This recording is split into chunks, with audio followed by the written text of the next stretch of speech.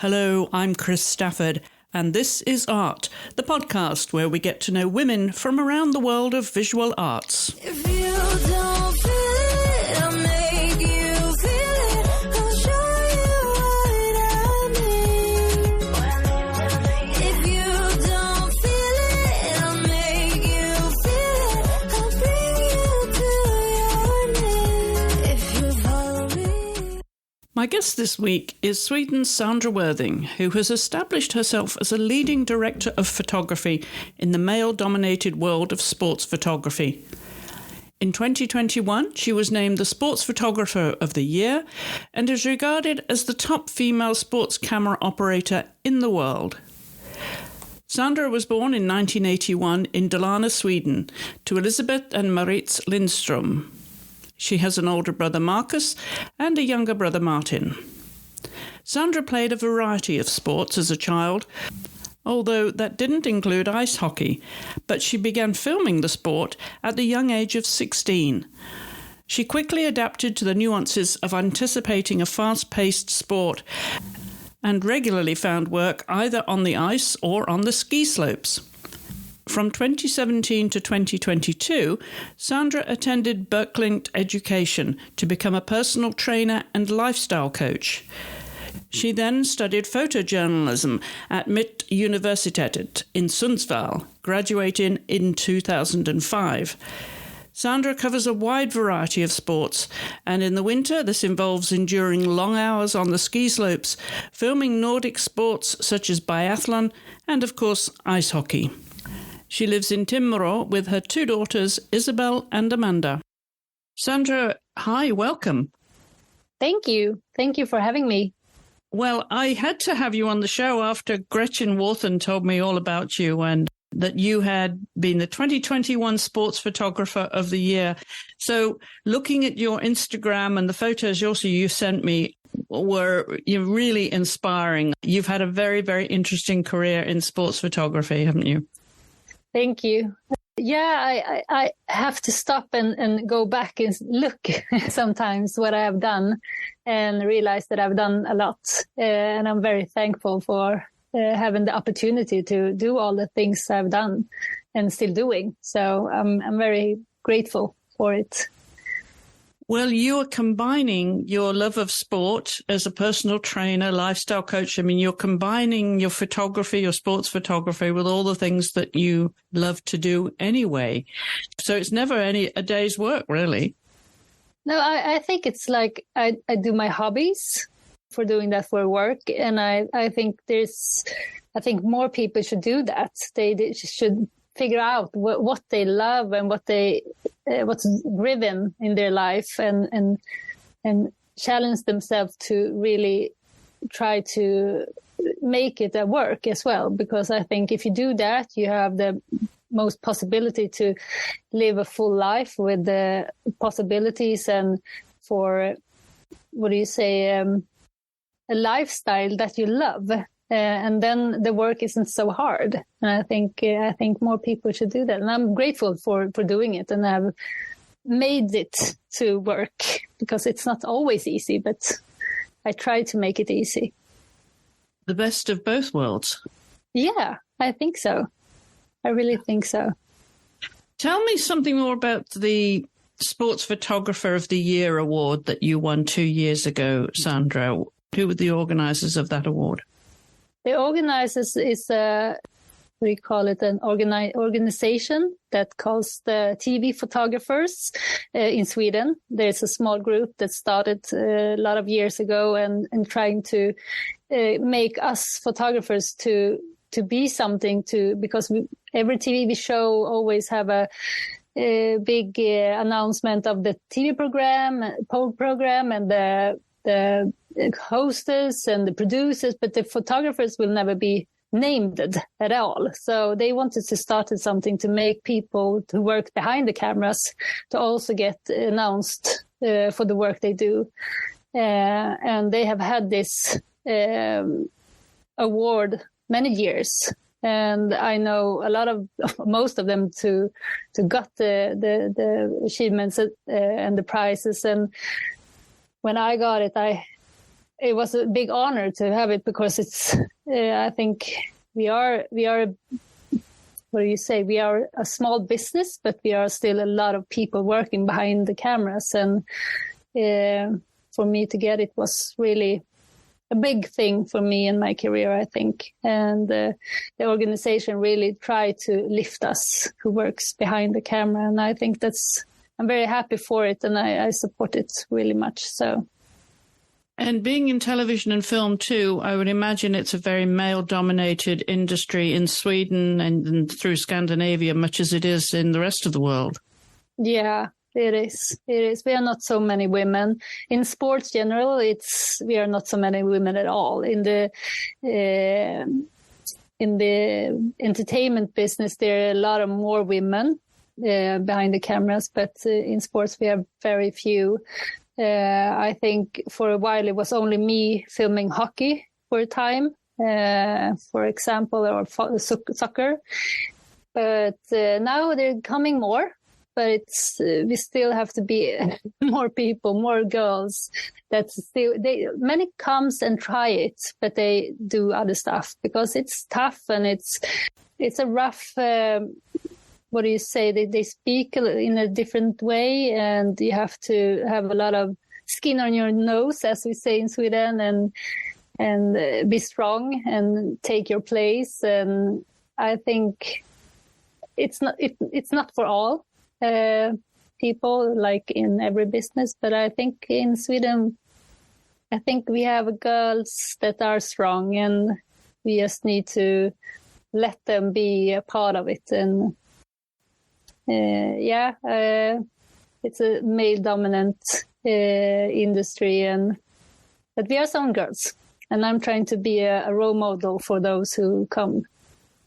How was your start then in the industry? I'm sure, as you say, you were probably up against some prejudices as a woman when you got started, but talk a little bit about that, your beginning of your career.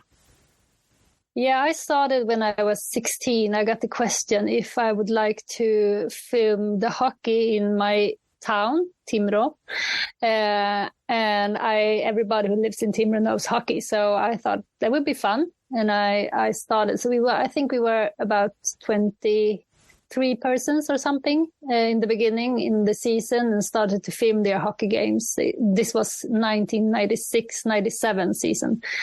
And in the end of the season, we were only 3 people left, and we kept on filming the hockey games for, I think, 6 years or something. I was the only left in the end. And I realized I really liked the live hockey. I liked the game. I liked the speed, action.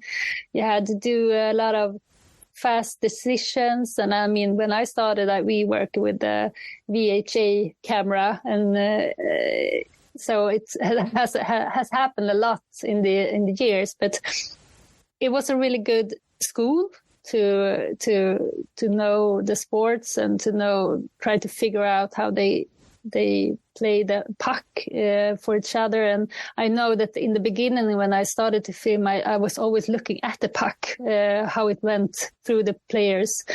But nowadays I look in the faces, because I try to see where they look. If I can see where they look, I know where the puck is going. So then I'm a step ahead.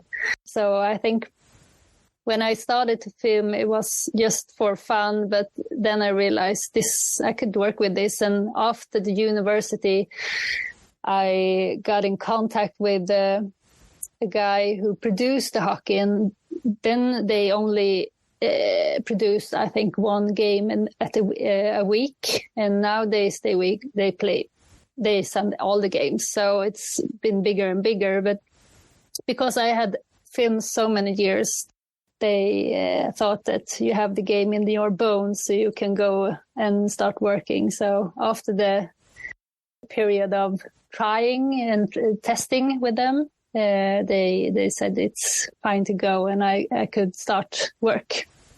And that was really fun, because then I knew if I can do hockey, I can do almost everything. And I think that was a really good school. And then afterwards, I did football, and I started to do skiing and so on. So hockey is a good school to start on if you want to work with sports.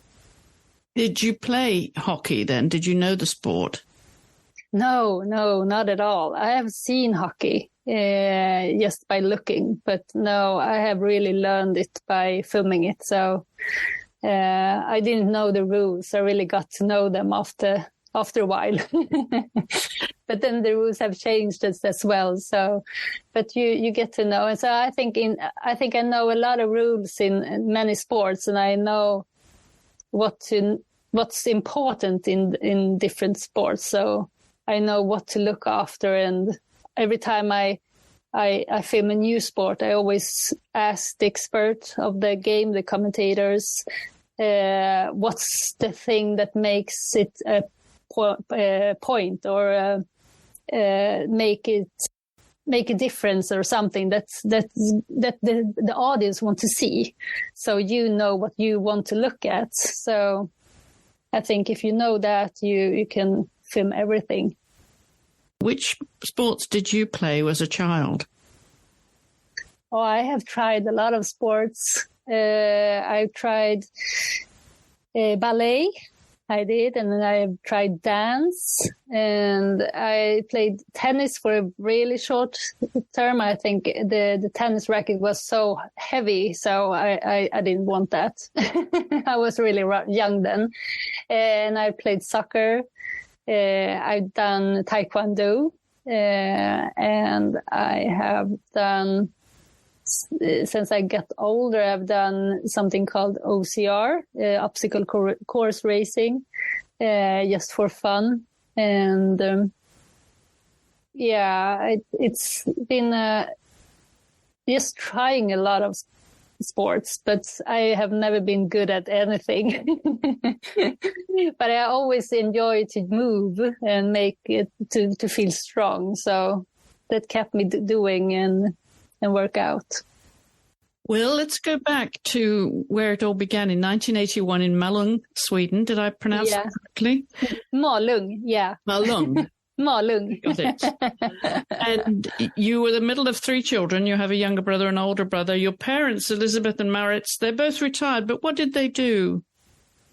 Yeah, my it's funny because my father, he works in the sports for several years. He was alpine chief in the skiing, and he was also trainer and a sports chief. So he was working in the downhill skiing. Mm-hmm. Yeah. So he was working with that and had communication with the TVs that did the TV when he was active in it. So I have met the guys who did his work, but many years later. And he also worked in the telecom business afterwards. And my mother's worked, she has her own company like me, so we have it's a combination of my mother and my father. So she made some what do you call the numbers the athletes having when they are competing in different sports. She was made them and brought them to competitions.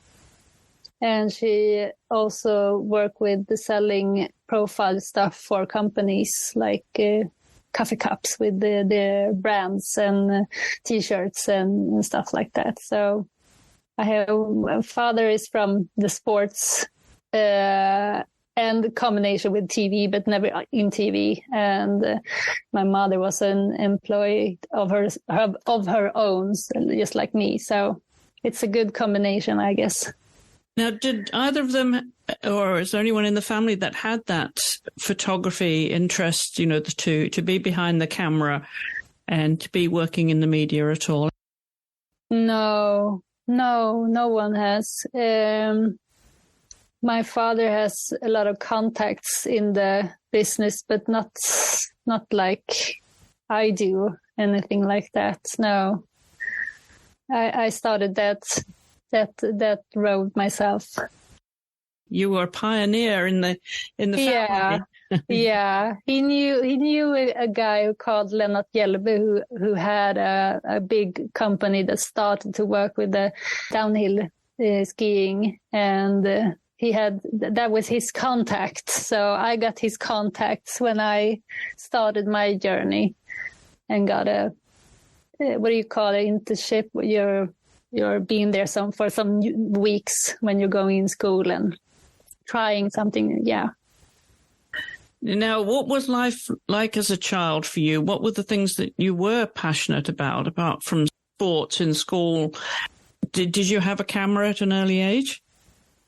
I think I didn't have a camera like that. I have always taken pictures, but I had diagnosed, but I wasn't so good on remember the words. But I realized that I have a big memory of pictures. So I have a picture memory that makes me see pictures and I could see a nice picture really easy. So I like the pictures in my head. So I think I always liked the photo that I can bring to my mind, I guess. But I always have had a camera, but I've never been filming. That was new for me when I started to film hockey, and I didn't realize that I was going to start to film as well. I thought it was a nice thing to do, but I think it wasn't my thing. But the more I did it, the more I understood that this is something it feels really easy for me, and something that I understood was something that felt me natural in somehow. And after that, I realized I like to see pictures. So if I travel around, and when I was young as well, I always saw pictures, but then I don't think I understood what to do with it. But nowadays I realize that's my gift, maybe, if you can say it like that. Yes, absolutely. So when you were deciding what you were going to do then as a career, what made you choose photojournalism then? Was it for still photography, or was it with a purpose to go into film and TV? Well, it was a purpose to go in film. I think my year as the Bild journalist education, it was the first year they had that education at all. So I thought that we were going to work a lot more with the camera in the hand, but we were looking at pictures for almost really 3 years. And I was one time I thought that maybe I shouldn't go this education, maybe I should do something else. But the education afterwards, I realized I've seen so many pictures, so many different kind of ways of looking of a picture that made me like, because I have this gift that I can keep them in my head in somehow. So I think I understood that I could use this in somehow.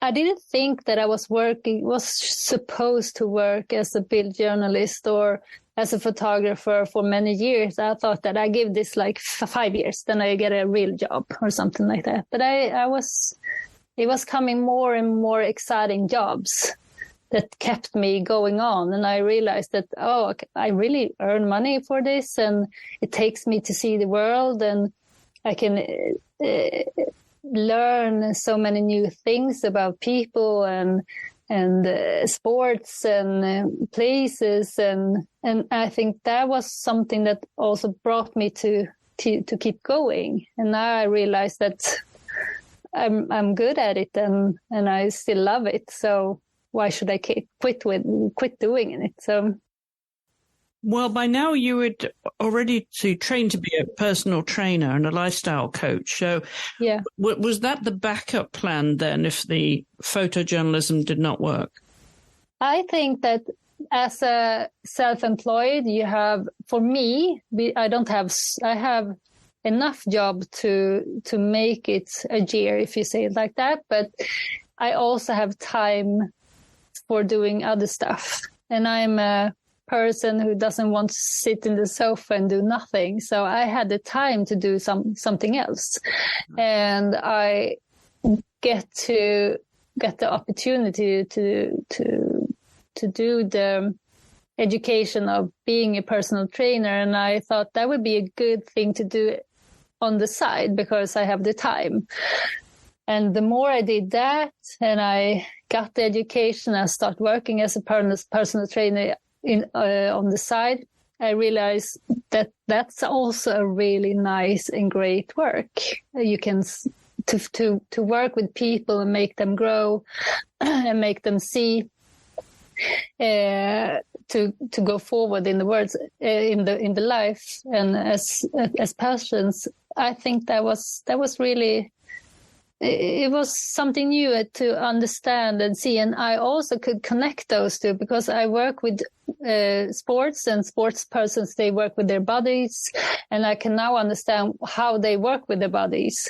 So when they're moving, I could almost see the muscles working and how they had to react in some actions. If I see a skier or a hockey player, and I can see the body movements more clearly. So I thought those two work together as well. But I have the time to work as well. And I think it's always, it's really nice to see other people grow. And that's another, I think I got something back for myself to see other people grow. And I like that. So those earliest jobs that were coming along, you said you started at a young age, really 16. Yeah. When you were filming, who was employing you then? Where were the jobs coming to you from? I mean, for the first 6 years, I only worked for getting like coffee. I was working for free a lot of years of those because it was like, you can go, hey, can you film us? And we get you fika, as we call it in Sweden, a coffee or a sandwich or something.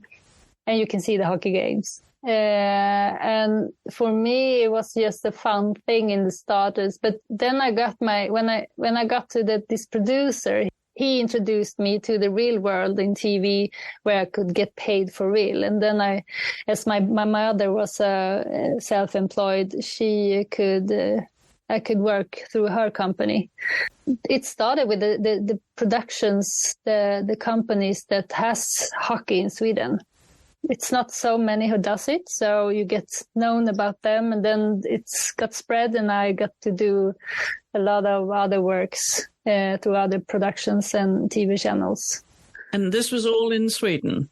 Yeah, it's all in Sweden. But some of the productions that I work with, they also have productions for the Olympics and the World Championships in other sports. So I've got to travel the world now, but it's always through Swedish productions, but we also film for the world feed. So everyone can see my pictures, depending in which sports and event it is. Yes, exactly. And I would imagine being Sweden, it would be a lot of winter sports that you would really cut your teeth, as they say in the business. You would really get the good experience, the foundation for your career. Yeah. And I've seen from your photos, Sandra, some of the venues you've been at. It looks bitterly, bitterly cold. I mean, we all need to be behind a camera in cold weather. It is cold. It's extra cold. It is cold. And it's really cold, and it's really cold because I'm a very frozen person. So sometimes I standing there in the cold and wondering why I'm doing this because I'm freezing so much. And all my colleagues, there are men and bigger than me, and they say, "You're too tiny to be in this." I'm tall, but I'm not that thick. So they are saying you should put something on you. But I love it. And somehow I think it's a challenge as well, because if you manage to do a sports when it's really tough weather conditions, I think it's more of a job you really have to handle. It's not for everyone. It's been people who's been coming and tried, and they are happy with their entertainment jobs inside, and they think it's not that difficult to do sports. And then they come and try my sports, our sports in the winter, and they will say like, no, I will never do this again. Because it's too cold, I'm freezing, and it's difficult when your hands is cold and you have to do, as I do, a lot of special effects, slow-mo pictures, and you have to be really close and really stable on your hands. But I think that's a sports in the sports, to manage to work in difficult environments, heat and cold. What have been some of the most challenging situations for you? I think one thing is when we working in a village called Åre in Sweden, where we have a lot of skiing, and we are all sometimes standing in a platform in the slope for many hours. Without eating, without drinking, because if you have to, as a woman, you have to drink, you have to pee. It's not difficult to get there, so you don't drink so much, so you don't have to pee. And it's cold and it's blowing, and then it's like World Championship, and there's going to be 90 skiers going down, and then it's starting to be windy. And they are stopping the competition and says, okay, you have to wait 15 minutes. For see if it's getting calmer, and it gets 12 minutes, and then it says, okay, you have to go 15 minutes more. And after a few minutes, it's okay, 15 minutes more. So we have no chance to go away from our platform. We have to wait until they say it's okay to start skiing. And sometimes we've been standing for hours. And then they are starting, okay, now we're going. And then you have 90 skiers going down, and you have to perform and deliver pictures for the world, freezing your hands and body. And that's difficult. And then you have to, then I always say, this is not for everyone. Well, also, we would add that you'd have to be in your camera position way early before the race even starts, right? So you're already cold before you even start shooting. Oh, yeah. Yes. Yeah, I've been freezing my hands, I think, twice in some work, that you're freezing so much that it hurts, and you have to warm them up, but you have nothing really to warm them up. So you have to do like squats or doing some exercise to get you warm in your body, and then starting to put your, because you can't have so much on your hands as well. You cannot have too big gloves. You have to have heating pads or something to make you, but it's a little bit, I mean, is it only 6 degrees minus and wind? It feels like 20 degrees. So it doesn't take so much, and you get really, really cold, and then we are standing there for hours. So yeah, it's tough. And I think that scares a lot of women as well to be working in those environments. And then you have all the Nordic sports, biathlon and, ski jumping. I mean, so many cold. Yeah, there's a lot of them. You have to love it. You have to see the fun in it. But I think when the sports, the events really starts, and you're in your mind of delivering pictures, you forget about the other things. And you're just trying to do the best you can, because I almost always works with close-ups, pictures in slow-mo. I really love when I get them. It's like a competition. I want them to do something in my picture, so that will be the one that they show in a replay a few seconds later. So I think I like that adrenaline that makes you want to work and do the best you can for the seconds you have on air, if you say like that. Yes, for sure. Now, what was your parents' reaction to you doing this professionally?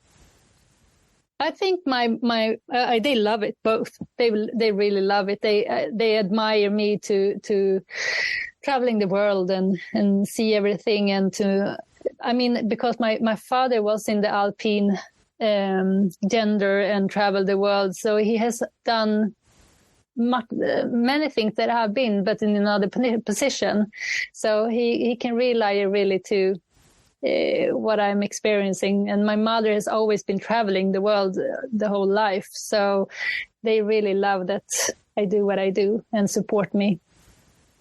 And you come from a very artistic family too, don't you? Tell us about all the different talents that there are in your family. When you asked me that question, I was really, I haven't thought about it, but I do have it. My grandfather was a really good artist. He has a really nice painting of my grandmother that I still have on my fridge. They are both dead right now, but are still they're dead. and he also built violins and played it, and it was really so. And I mean, my grandmother was also painting a bit, but not so much as my grandfather. And then I have my brothers. They are really into music. My bigger brother, he's been playing music and done music since I was sharing the wall between us in mother and father's home. And he's still going, and I love it. He also always sends the music to me and says, "Okay, can you dance to this one? Is this good? Should I do something?" So he knows that I'm not the one to make the music, but I love to dance. So we help each other there. And my younger brother, he also played the drums and was singing in a band when he was younger, but not so much anymore. But they have it in them. So yeah. They are more artistic than I thought about. Well, now you have two of your own children, Isabella and Amanda, and they're, 14 and 11? Yeah. Where are their interests right now? I would say my younger daughter, Amanda, she's doing gymnastics. Artistic gymnastics. So that's something she really, really loves. And I can see that her body is really made for it. She's so flexible and strong. And she told me the other day that if I say that I'm going to quit, you must stop me. I will not quit because I love this.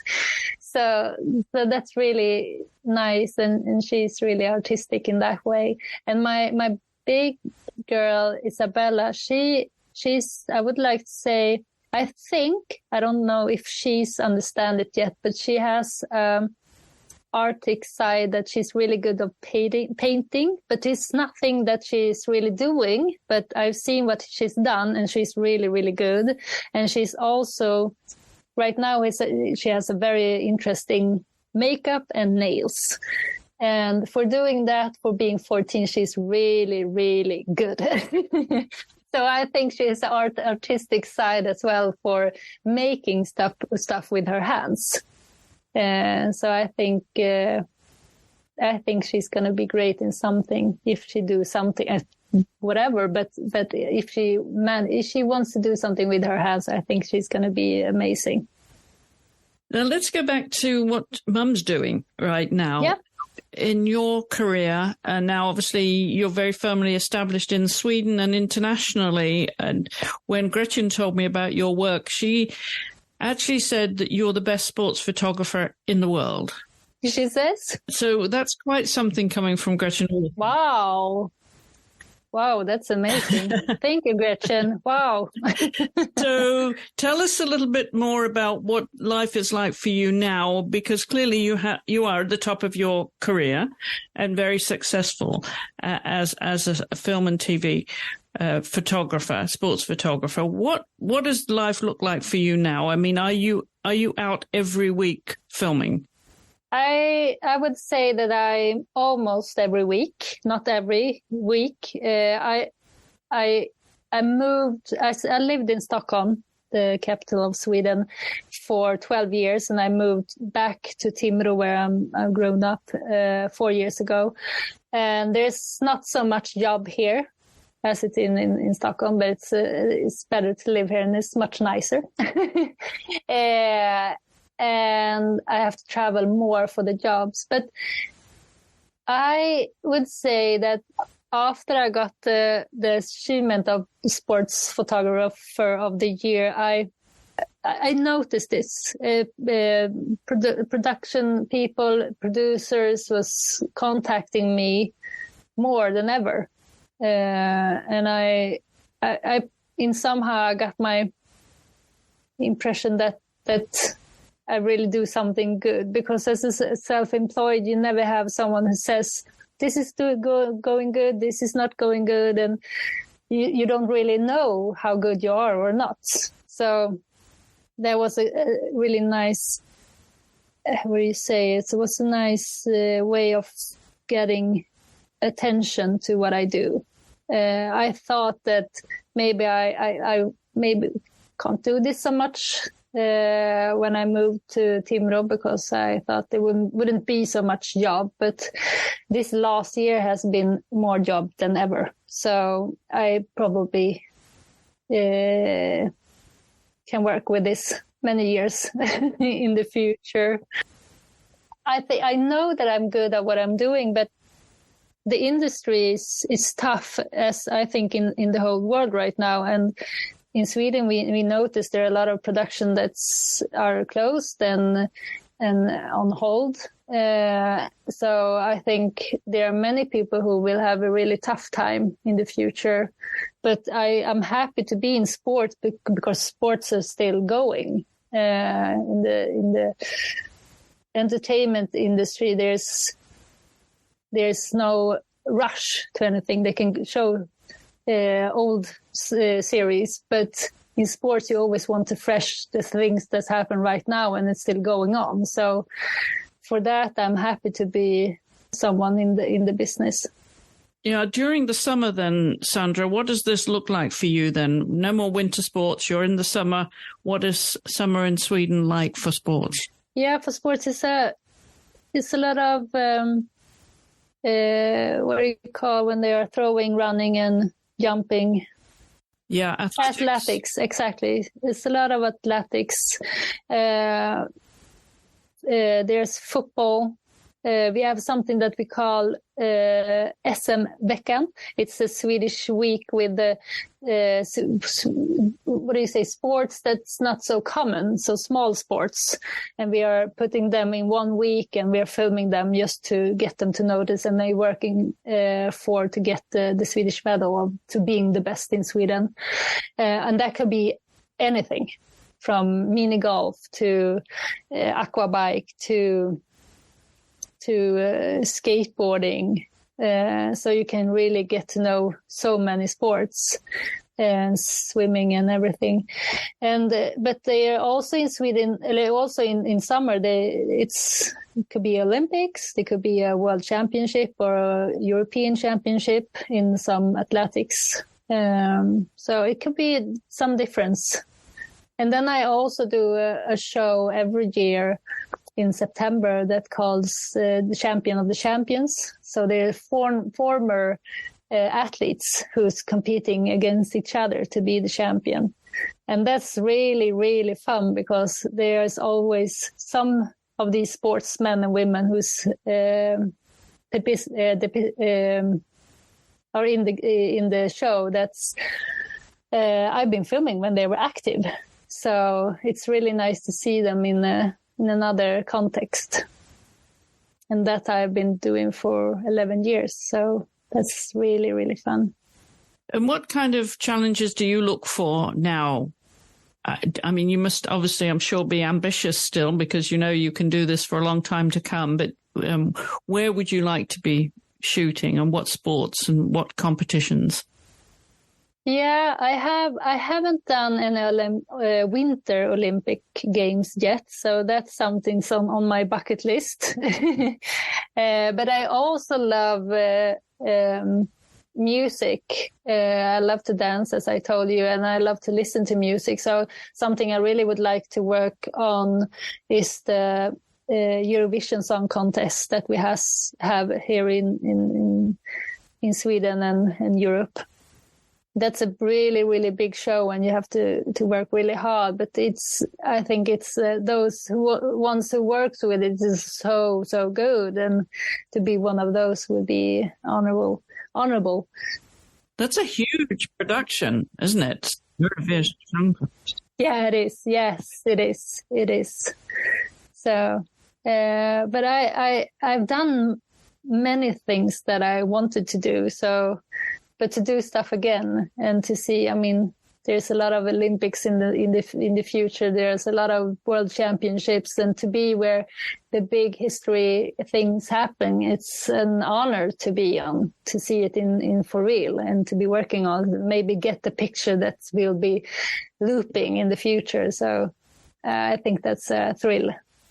You expect to be in Paris for next year's Olympics?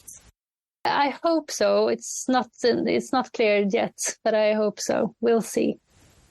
And some favorite moments then from some of the major competitions that you've covered?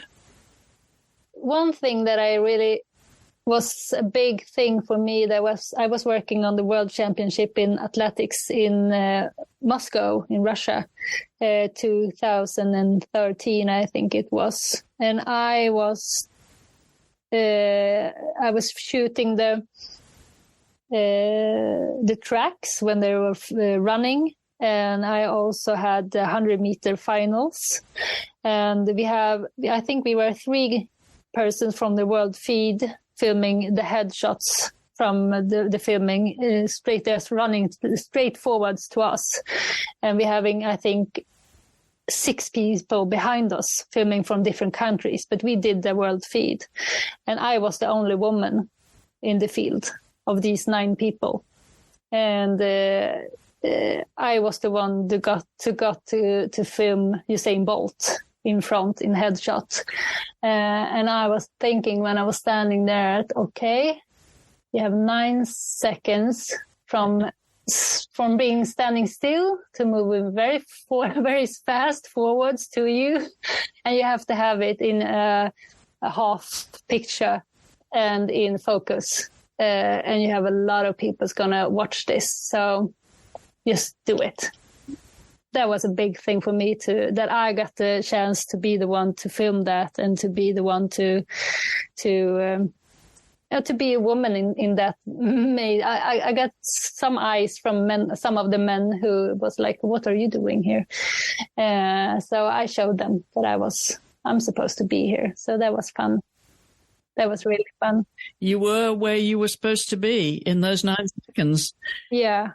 I mean, no pressure. I mean, that's the thing about sports photography, because I've done it myself, the pressure of, getting that frame in the time that you have.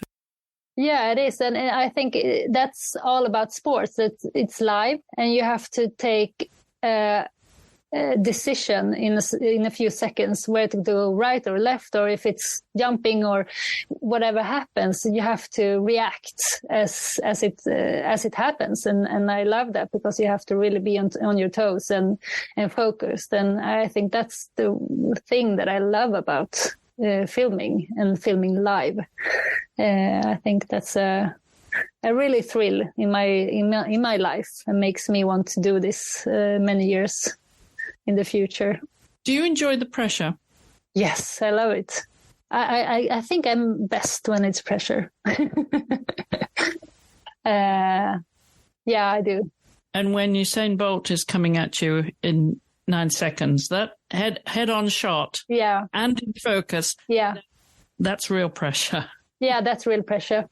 Yeah, I know that I was like, okay, now it's up to you if you want to be in this part of the industry or not. But in somehow I think I'm gonna trust my. And one thing about filming people running through you in a world champion, they are not practicing. They are coming out, standing there and just running. So it's like you don't have the chance to practice. In many sports you can practice sometimes, but not in that. So that's really pressure. There is no dress rehearsal here. This is No. But that's what I love. You live in a part of the world which has fascinating light, very interesting light year round. But what is your favorite light to shoot in, Sandra? I would like to say it depends. It depends how it's. I mean, it's really, really nice to film in dark as well. But most of the sports are doing in the lights, in the daylights. Many sports, when we are having winter here, we are having the competitions early in the morning, right before we start right before it's getting the sun is coming up, because we have so few hours to work on. But I have the opportunity to see really nice mornings and really nice evenings when the sun go up and down. So there's a lot of pictures in my mind that I keep as a memory, just for myself. And then there's the night shooting of the skiing. Is it in Åre, Sweden, where later on in the World Cup season, where they're doing the parallel racing under lights too? And that poses a different challenge again, doesn't it? Yeah, it is, because we have to have lights from the sides, and it's difficult to see the competitions, the competitors, and you have to work with really, really good build picture. Those who works with the lights, because we always have people who works with those stuff. So engineers. Yeah, exactly. So if it's good when you know that you have really good ones, because if they're not good, it's difficult for me as well to see the focus and see how to get the pictures. And some cameras doesn't work as well so good in the dark, and some productions use bad cameras. So you have to always see what do you have to work with and do the best of it. So I was going to ask you about the cameras and equipment that you've worked with over the years, and if you enjoy the technical side of being a camera operator. I am really not so technical interested. I am, as I always say, I come as my profession. I come with my hands and my eyes and my mind. And I leave the technical to the guys who really love that. So I am really coming as me, as my person only. But I love to have I know when I have a really good team that works with me, because then everything is easy and everything works and there's no worries, and I can always do my job really, really good. So you need to have a really good team around you. So it's a really teamwork. Absolutely. And there's always the blooper moments in a career. So you have to share some of those moments then when it just didn't go right, but it actually ended up being quite funny in retrospect. Well, I'm trying to be far away from them, but I have one story that's on my mind that was actually a blooper afterward, because I was filming in a town where we were doing skiing, and I was working. There was a magical light, and there was a really nice, what do you call it, bush in the front of so I could work with the bush and the snow and the lights, and the skier came in the background, and I can work with the bush and the skier, and it was going through, and the build producer, he said that work with what you do and then stay on the bush, and he could leave the graphics on it. So it was really nice work as it was in the picture. But then afterwards, I was really wanted to to tell him that thank you for trusting me to make that picture, because it was really, really nice. Trust me to manage to do all these, working with my focus and everything. But then I said to him, with all the people around, that thank you for trusting me and putting the graphic on my bush.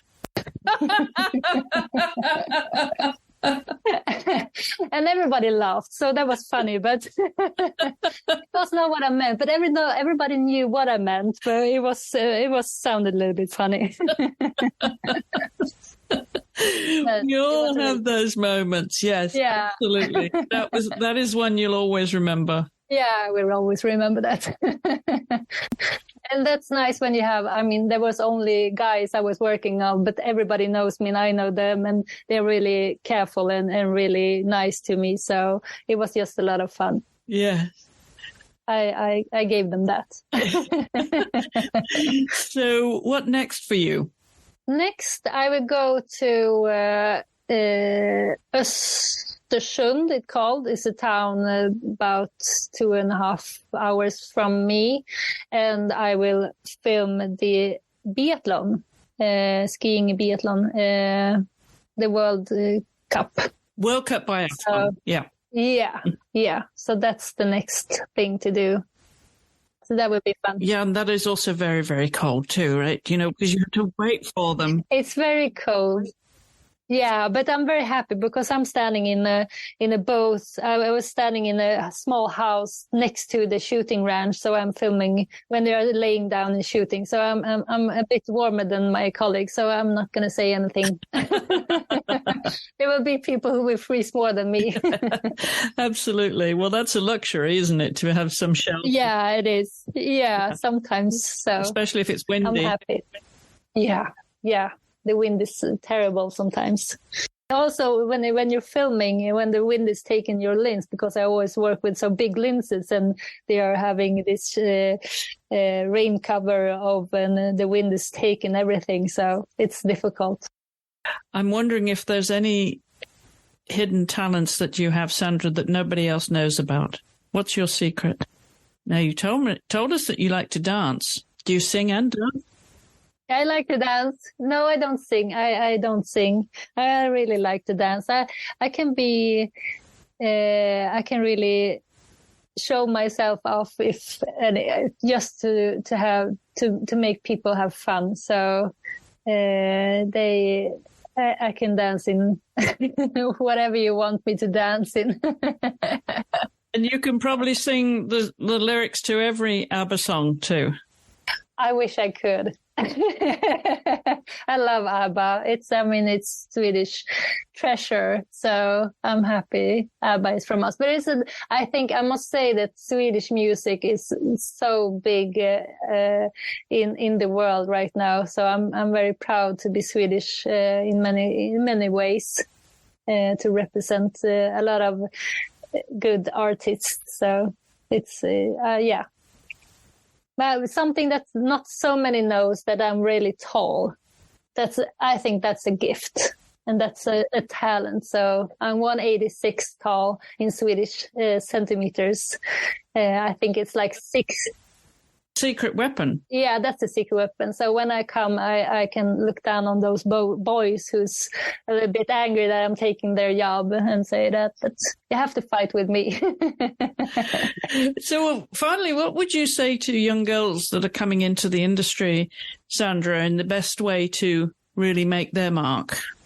I think to focus on what you think is fun and what you like about it, because if you think it's fun and you like it, and then you're going to be good at it, and don't give up.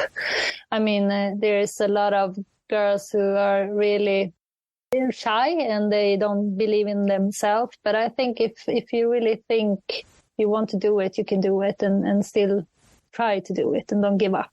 Don't give up, and don't be fooled about how hard it is or how technical everything have to be. It doesn't have to be that technical. There's a lot of things you can do in TV and in film industry that is not that technical, that scares a lot of girls.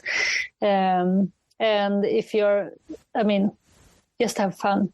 have fun and do whatever you want. That's the most important, I think. And one day they could become Sports Photographer of the Year too. Exactly. Super. Well, Sandra, it's been lovely to talk to you. Thank you so much for being my guest this week. Thank you so much for being one. I'm happy to be in your show. Thank you. And if you scroll down the show notes that accompany this episode, then you'll find a link to Sandra's Instagram account where you can follow her and her work.